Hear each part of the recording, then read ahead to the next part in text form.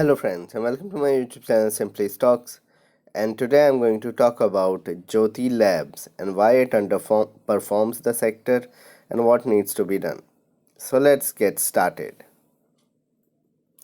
First of all, a disclaimer that this is not a stock recommendation, and people taking any position into any share that I talk about should do that with their own due diligence and research.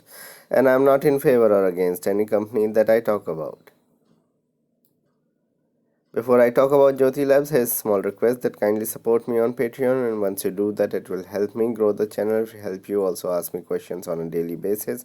And once you get the $10 membership, you will have access to my portfolio, my watch list, and also a number of podcasts that I put up on every week. Plus, for detailed market or company analysis, kindly directly email me and we can work things out. Now about the company, Jyoti Labs was established in 1983 and they focuses on providing various consumer brands and products. They have a number of products under their gamut at the moment, spread across India. Marquee brands include Ujala, Prill, and Henko. So they provide washing products, they provide other oral products, consumer goods, etc. The market cap of the company is around 5,500 crores and it has underperformed the industry for many quarters. If you look at the financials of the company, then they had a 2% sales growth and a profit growth of 32%, which is pretty good. The interest cost is extremely low. But this is one of the biggest issues. 8.5% of their shares are pledged. Return on equity is 13.5% and operating profit margin is 18%, which is very decent and comparable to any, you can say, FMCG company that is listed. There's high institutional holding. Promoter holding is okay, and there is only 6% free float in the market. But if you look at these numbers very carefully, then there are two very you can say pertinent issues. As the sales growth of only 2%, considering that most FMCG companies registered a very good sales growth due to the shutdown and people staying at home and people bulking up on products in late March, early April. So the April to June quarter should have been much better regarding the sales. And then the profit growth was there of 32%, but there was a you can say lower taxes that they had to pay. And if the sales would have been greater, the profit would have been even more. Remember that the base of 37 crores is way less than the base for other companies like Dabur, HUL, etc. Which have, I mean, at least not HUL, but other FMCG companies or other consumer companies have produced comparable or similar results on a higher base. So taking that into consideration, do not get you can say fooled by the pat numbers and think that this is a magnificent number in the industry term. This is a fine number, and sales have really for me has dipped when it has come out with only 2% sales growth. It should have come out with something like 15% or 10 to 15% sales growth, etc. At least with the kind of situation that we were in the first quarter of this year.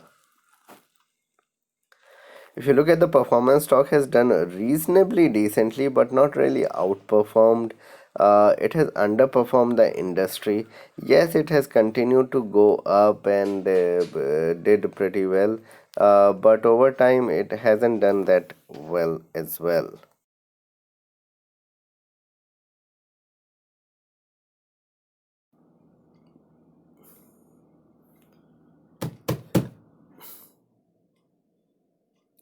So, as I mentioned, it has underperformed the market, underperformed the sector pretty decently, and it has fallen a lot post the February fall that we saw in the market. So it fell around 43%.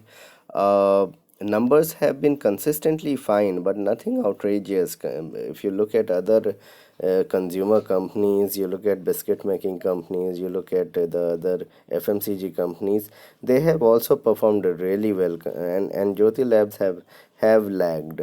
Return ratios are meager at such, and yes, 17-18% looks good if you look at other companies, but the return ratios are not that great compared to some of the you can say marquee consumer names. Debt is low, and that is a very big positive, and stock has recovered well from the March low, so one has to take that into consideration. So why it has been an underperformer? One needs to understand this. Growth has been consistent but not stupendous. So as I mentioned, it has grown by 12-15% on the top line. It has grown by the similar manner in on the bottom line, just a little bit more. The major concern for people has been the pledge shares, which has been a big concern. So some percentage of pledge shares are there, and what has that has led is that most of the large investors stay away from companies which have pledged or a higher level of pledged, although Asian Paints has some level of pledging. But in the wake of the kind of situation that arose with some of the mid and small cap companies where pledging led to a complete capitulation of the stock, people stay away from such stocks, and such a good consumer brand should not be having that kind of issue. So that is a big overhang over Jyoti Labs. Losing out on competition from other players, that is also taking place from other unlisted players. It is losing out on competition from listed players, it is losing out, and the market share is going to the big ones, the large FMCG players. Even numbers of June were not that outstanding, as I have explained just a while back. Although profit on the profit front, the numbers were pretty good, but on the sales front, it wasn't that great, and they should have produced a 15 to 20% sales growth, considering the situation we were in. So it could look like a very good value buy, but in my opinion, this is more of a value trap in nature, and uh, one needs to be very careful buying, considering the numbers that we are into. Return ratios are not that great, and they are average.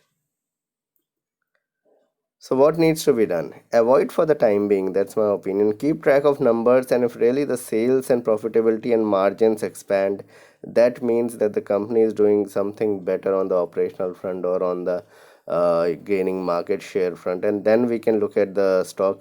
Remember, we can always buy the stock. It is not that it is not going to be available later on. Yes, the prices could vary, and you could buy the stock higher. I'm more comfortable buying the stock higher rather than lower, because then I'll have a surety that the stock is performing, the company is performing, and the stock will go even higher. Buy only when bottom line improves drastically. May continue to underperform the whole industry and only have a 5% exposure or less than that into the stock.